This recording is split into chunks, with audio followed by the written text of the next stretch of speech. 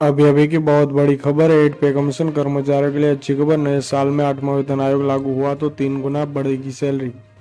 8 पे commission benefit. केंद्र सरकार लगातार सरकारी कर्मचारियों के हित के लिए घोषणा करती जा रही है। अभी कुछ समय पहले केंद्र सरकार द्वारा डीए यानी महंगाई भत्ते में 4% की बढ़ोतरी की गई थी, जिससे कर्मचारियों को मिलने वाला डीए 42 से बढ़कर 46% हो गया।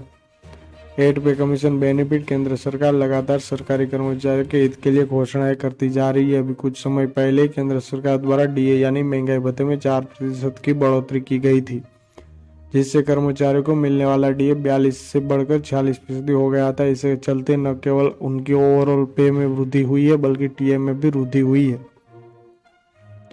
अभी मिल रहा है 7वें वेतनमान का लाभ। अब खबरों की माने तो सरकार 2026 तक 8वें वेतनमान को लागू। जी हाँ, इस वक्त की बहुत बड़ी अपडेट निकल के सामने आई है। सभी केंद्रीय कर्मचारी, राजकीय कर्मचारी, पेंशन भोगी और भूतपूर्व जवानों का हार्दिक स्वागत है आपकी अपनी भरोसेमंद यूट्यूब चैनल में। इस वक्त की बहुत बड़ी खबर निकल के सामने आई है। केंद्रीय कर्मचारी और पेंशन भोगियों की होगी बल्ले बल्ले। जानते हैं खबरों को विस्तार से। सबसे पहले वीडियो को लाइक कर दीजिए, क्योंकि आपकी लाइक ही हमारी मेहनत का फल होता है। साथ ही चैनल पर पहली बार विजिट किया है तो नीचे ब्लैक कलर के बटन को दबाकर चैनल को अवश्य सब्सक्राइब करें, क्योंकि यही चैनल आपको सरकारी कर्मचारियों के रिगार्डिंग हर खबर सही सटीक तथ्यों पर आधारित दिखाता है। ऐसे में ज्यादा समय ना लेते हुए अब तक की जान लेते खबरों को विस्तार से। बड़ी खबर की बात करें तो इस वक्त तैयारी भी कर रहे हैं। रिपोर्ट्स के अनुसार सरकार 8वां वेतन आयोग बनाने की तैयारी में। हालांकि अभी तक उसको लेकर सरकार द्वारा किसी भी तरह की घोषणा नहीं की गई है, लेकिन इसके लेकर कर्मचारी संगठनों द्वारा केंद्र सरकार को लगातार पत्र लिखे जा चुके हैं। अभी फिलहाल सभी कर्मचारियों ने 7वें वेतन आयोग के तहत फायदे उठा रहे हैं।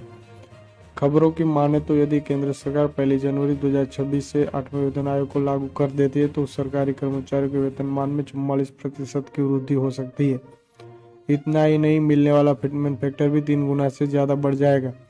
आइए देखते हैं कितना होगा 8 पे कमीशन में फिटमेंट फैक्टर। यदि सरकार अभी वर्तमान में फिटमेंट फैक्टर 2.57 के हिसाब से ही 8वें वेतनमान का फायदा देती है, तो ऐसी स्थिति में नया वेतनमान का आयोग 2.57 इंटू 18,000 46,260 रुपये पर यदि मांग किए गए फिटमेंट फैक्टर यानी 3.68 के हिसाब से सरकार फायदा देती है, तो इस स्थिति में न्यूनतम वेतन होगा 18,000 इंटू 3.68 66,240 रुपये।